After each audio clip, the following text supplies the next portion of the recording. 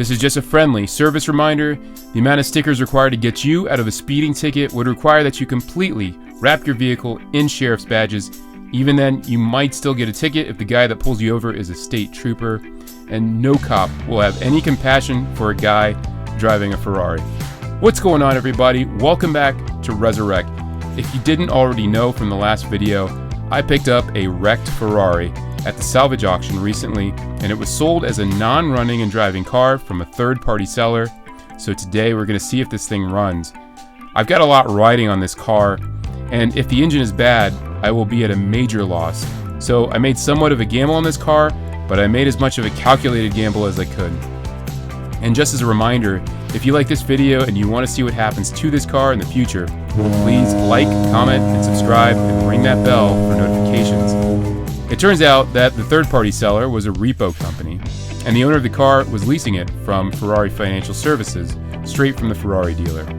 Not really sure what happened here, but my guess is that the owner got in an accident and had some sort of lapse in insurance coverage and wrecked the car. At any rate, this car didn't end up in the hands of the insurance company, so the title didn't get branded. Honestly, up until this point, I've never even sat inside of a Ferrari. The closest I ever got was one time at the Ferrari dealership. I tried to sit inside of a Ferrari, and one of the salesmen hooked me with one of those animal control nooses, and he threw me in the back of a van and he dropped me off at the Kia dealership. So here I'm just trying to remove all the damaged parts hanging off the front of the car, strapping everything up in the case that the mechanicals are good. If they are, I'm going to take this car for a test drive, so I need to get everything ready. As we talked about in the last video, I found out that my trailer was no good for exotic cars. The front wheels had to be set up on top of the edges of the trailer, so the car would not be able to make it between the trailer fenders if I was going to try and roll it off. So if you've seen some of my past videos, this is nothing new, but I just need to jack up the car high enough in the front to swing the lift arms under the rigid part of the aluminum space frame. I use wheel ramps under the tires in case something goes wrong and the car falls. The car is so low that I can't slide a jack under the back of the car, so I'm using a steel pipe to extend the lever on my floor jack, and I'm using a piece of 4-inch steel square pipe and a couple pieces of 2x4 to jack up the rear of the car evenly so I can swing the rear arms under the back of the car. There are definite jack points just in front of the rear wheels, and the front jack points are a little less clear, but they are just behind the front wheels. But the aluminum that runs under each of the doors is pretty thick. I'd imagine using a block of wood, you could use a floor jack anywhere in those areas. Now we need to get the underbody panels off the car. The whole bottom of this car is covered and completely flat for aerodynamics, so there is a lot to be removed. And the center of the car, there is a chase that houses all the pipes and wires that go to the front of the car. Every time I pull a part off the car, I bag and tag all of the hardware. Inspecting the underside of the car, the engine and transmission look super clean and no signs of leaks, just like you would expect with a car with only 30,000 miles. The rear subframe and the main space frame in the rear and the middle are in pretty good condition and unaffected by the accident damage. Thankfully, there is no damage from the forklift forks. This car has a really rigid flat bottom with no drive shafts or exhaust running under the car, so there's not much that can be damaged except the rear diffuser with the fiberglass fins. I have a lot riding on this engine, so I'm going to drain and measure the oil and check the condition before I fire it up. There are 3 drain plugs that need to be pulled out to get most of the oil. The oil that came out looked normal and dirty, and we were maybe 1 or 2 quarts low on oil at most. Seeing as the engine holds about 10 quarts, I'm not too concerned. There was no metal flake or any signs of water in the oil. So far, things are looking good. After checking the engine oil, I went around the car to check the condition of the wheels and the brakes. If this rear wheel was on a horse-drawn carriage, I wouldn't be too concerned, but I think Ferraris are not supposed to do this. I'm wondering if this is what caused the accident in the first place. This is probably the worst wheel bearing I've ever encountered, and I didn't even need to watch my How to Find a Bad Wheel Bearing video to find this. Also, it looks like the front tires slid on the pavement for a really long distance. This guy was probably driving pretty fast and lost control. That's my best guess. I need to top off the power steering fluid and the coolant, but with the radiators missing in the front, that is impossible. So I'm going to use a piece of 1/2 inch plumbing copper temporarily. and a hose that I found at the auto parts store as a bypass so I can test the mechanicals. I just had to poke around the back of the store and find a hose that was the right diameter and length.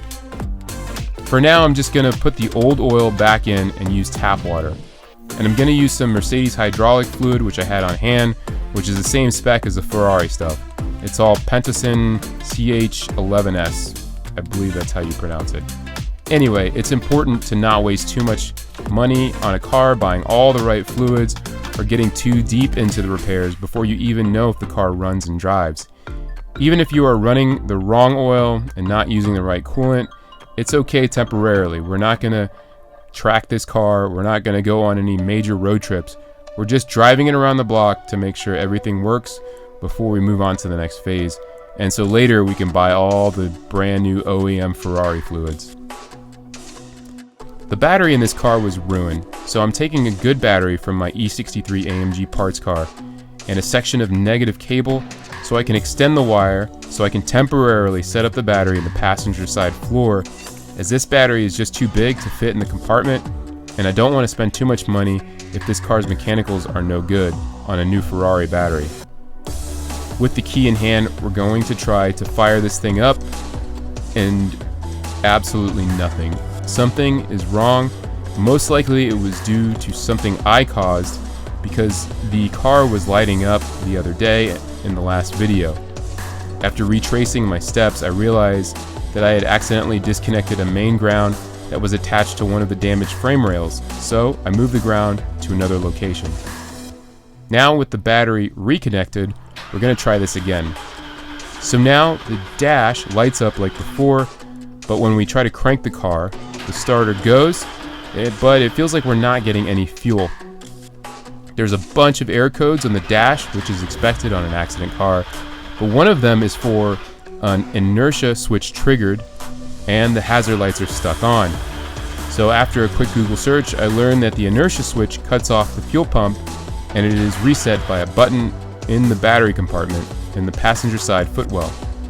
As soon as I push the button, the hazards stop blinking. Now we're going to try this again. Awesome, it starts up, no knocking sounds, no smoke. I have to take a big sigh of relief at this point. A good engine is a good sign that I might not lose money on this deal.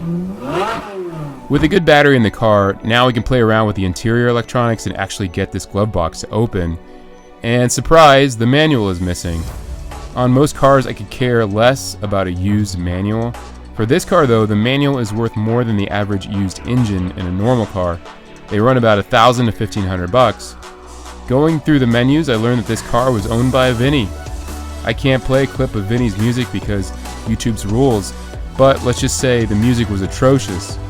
It was like tribal jive techno funk music. I'm pretty open-minded with my music, but this was straight Night of the Roxbury type stuff. Vinny must have been under a lot of stress. He was probably behind on his insurance, behind on his car loan. Because of a bad bearing, his car would fishtail even when the wheels weren't spinning, and he was dodging repo men, and now the car was total. Come to think, I'm a little stressed out, but Vinny took the last one with the manual probably. Oh well. The next thing in the way to living all of my childhood dreams and actually being able to say I drove a Ferrari is this wheel bearing. Once we remove the wheel, the brake caliper, and rotor, and then the axle nut, I realized that the axle was not budging at all. My air hammer is a pretty good one and it works about 95% of the time. After getting on the computer, I learned that the axle is glued with a high-strength slip joint compound that is similar to a thread locker. To save space, I don't keep any special tools in my small garage that the auto parts store will loan out for free. So I checked out this hub puller, which worked perfectly. I read some forums with guys saying that they had to remove the axle and hub together and press it out. Other guys saying they had to heat it up. I didn't have to do any of those things, thankfully, just a cheap tool from Advanced Auto Parts, and it came right off. I called the Ferrari dealer, and they said that this part only comes as a complete knuckle assembly, and the bearing can't be pressed out, and that the new assembly was $4,400. And after laughing out loud for a solid 2 to 3 minutes, I threw the knuckle on the press, and soon my laughter changed to tears. This hub cannot be removed from the bearing unless done with a special tool that rolls the steel in the end of the hub over the bearing. So it looks like I will have to buy a whole new knuckle assembly. I ended up finding a used knuckle from a low mileage Ferrari, California for $650 shipped. It hurt, but it didn't hurt as much as $4,400. After about a week, the new bearing came in, as well as the thread locker. This type of thread locker will not be available from your average auto parts store. I ended up buying Loctite 648 online, which seemed pretty similar to the Italian OEM glue that is used here and is the same green color. Later on, I actually found a Permex product at the main Napa hub in my town, but it was like 2 times the price, but I guess at a pinch, I know they have it. Now with the wheel back together and some gas in the tank, here comes a moment of truth. Will it drive? It took a while to figure out how to disengage the e-brake because I have a problem with the hydraulic brakes, but it does drive. I got this thing to about 4th gear, but due to the flat spots on the tires and the spongy brakes, I decided to not push it too hard. Let me tell you, this car is a total chick magnet. From the back of the car they approach, and from the front of the car they approach even faster, but they are usually paramedics and they're holding a neck brace. That's all I have for today's video. Don't forget to like, comment, and subscribe, and set up your post notifications by ringing that bell.